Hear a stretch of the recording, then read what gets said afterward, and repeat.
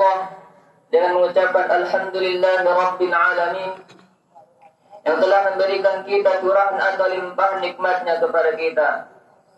Mulai dari nikmat kesehatan, kesempatan, nikmat luang waktu, hingga Allah berikan kepada kita nikmat yang sangat agung, nikmat yang sangat besar, yaitu nikmat iman dan Islam.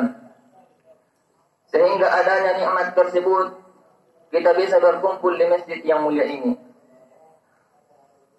Sembari dari itu, salawat dan salam ke Allah baginda Muhammad sallallahu alaihi wasallam yang telah Allah jadikan beliau sebagai suri tauladan di dalam kehidupan kita ini dengan mengucapkan Allahumma salli wa sallim ala sayyidina Muhammad wa ala ali sayyidina Muhammad. Orang yang bersalawat kepada Nabi bukan berarti orang itu menambah kemuliaan Nabi di sisi Allah Subhanahu wa taala. Tetapi orang yang bersalawat kepada Sayyidina Muhammad, orang itu yang lantas akan menjadi mulia berkah salawat yang ia kirimkan kepada Nabi. Begitu juga dengan kitab atau syair-syair yang menerangkan kemuliaan Nabi. Kitab-kitab dan syair-syair yang di dalamnya ada salawat Nabi, maka kitab-kitab dan syair-syair itu akan menjadi mulia karena telah memuliakan Nabi sallallahu alaihi wasallam. Oleh karena itu, kami mengajak para hadirin, jikalau ada buku yang kita miliki, mari kita tuliskan di dalamnya salawat kepada Nabi. Karena Rasulullah sallallahu alaihi wasallam pernah bersabda, "Man shalla alayya fi kitab." Siapa yang bersalawat kepadaku di suatu kitab, yaitu menuliskannya, lam tazalil malaikatu tusalli alaih. Malaikat tidak akan putus meminta ampun kepadanya.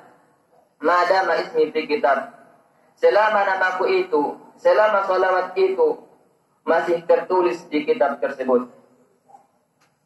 Kami selaku khatib tidak lupa mengajak para hadirin dan pribadi khatib sendiri agar meningkatkan takwa kepada Allah Subhanahu wa taala.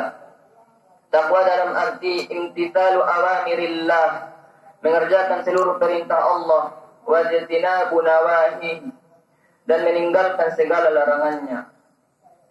Jamaah Jumat yang dirahmati Allah Subhanahu wa taala, tanggal 10, 11, 12 dan 13 di bulan Dzulhijjah ini merupakan waktu melakukan ibadah kurban. Ibadah kurban merupakan tradisi umat Islam, disyariatkan pada tahun kedua Hijriah. Kini ibadah kurban telah membudaya serta memiliki corak tersendiri bagi komunitas Islam di berbagai belahan dunia. Karenanya, kurban memiliki hikmah yang sangat besar yang harus dipahami kaum muslimin. Hadirin yang dirahmati Allah Subhanahu wa taala, di antara hikmah kurban adalah yang pertama, menunjukkan rasa syukur kita kepada Allah Subhanahu wa taala.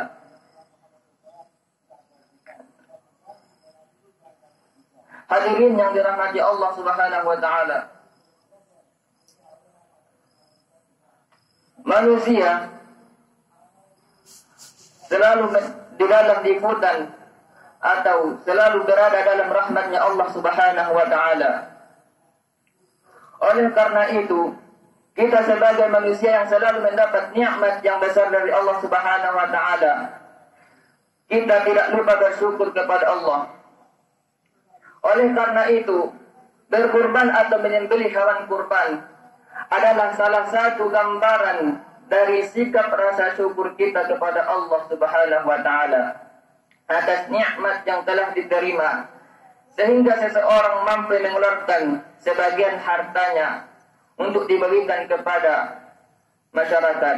Allah Subhanahu wa taala berfirman, "Inna a'tainakal kautsar." Artinya, sesungguhnya kami memberikan kepadamu nikmat yang banyak. Fasholli li rabbika wanhar. Maka kerjakanlah salat, wanhar, dan berkurbanlah. Inna syani'aka huwal abtar. Sesungguhnya orang-orang yang membencimu adalah orang yang terputus. Hikmah berkurban selanjutnya ialah sarana belajar ikhlas. Ibadah kurban dalam pengamalannya memerlukan keimanan dan keikhlasan.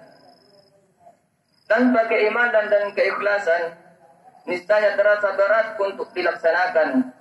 Mengingat harus mengeluarkan sebagian hartanya, tenaga dan pikirannya untuk bisa dibagikan kepada masyarakat sekitar. Keikhlasan ditunjukkan dengan harapan mendapatkan ridho dari Allah Subhanahu wa taala. Dengan niat tersebut, seseorang akhirnya merasa rela dan lega atau ikhlas.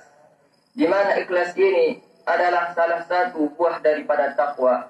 Allah Subhanahu wa taala berfirman, "La yanalallaha luhumuha wa la dima'uha, walakin yanaluhu at-taqwa minkum." Daging-daging dan darahnya itu sekali-kali tidak dapat mencapai keridhaan Allah Subhanahu wa taala. Walakin yanaluhu at-taqwa minkum. Tetapi ketakwaan dari kamulah yang dapat mencapainya. Quran surah Al-Hajj ayat 37. Hadirin yang dirahmati Allah Subhanahu wa taala. Pada masalah syukur dan ikhlas adalah peranan penting hati dalam masalah ini. Jikalau seseorang sudah mampu bersyukur dan ikhlas, maka ia telah mampu menata hatinya. Ada satu kisah, suatu hari Luqmanul Hakim pernah dipanggil raja. Setelah dipanggil, raja meletakkan di hadapannya himar yang telah mati. Maka raja berkata kepada Luqman, "Wahai Luqman, keluarkanlah bagian yang paling bagus. Keluarkanlah bagian yang paling bagus dari hewan ini." Maka Luqman mengeluarkan hati. Setelah itu, raja berkata, "Wahai Luqman, kalau begitu keluarkanlah yang paling buruk." Maka Luqman tetap menunjuk atau memilih hati. Dari situ kita simpulkan bahwa seseorang menjadi baik karena memiliki hati yang baik.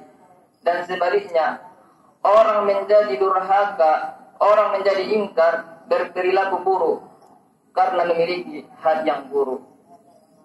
Cukup sekian yang dapat kami sampaikan. Semoga kita di bulan Dzulhijjah ini mendapatkan ridho dari Allah Subhanahu wa taala dan selalu diliputi oleh rahmatnya. Dan tentunya semoga kita mendapatkan kemaslahatan di dunia dan di akhirat. Amin amin ya rabbal alamin. Allahumma salli wa sallim wa zid wa an'im wa tafaddal wa barik بجلالك وكمالك على زين عبادك واشرف عبادك سيدنا ومولانا محمد وسلم رضي الله تبارك وتعالى عن كل صحابة رسول الله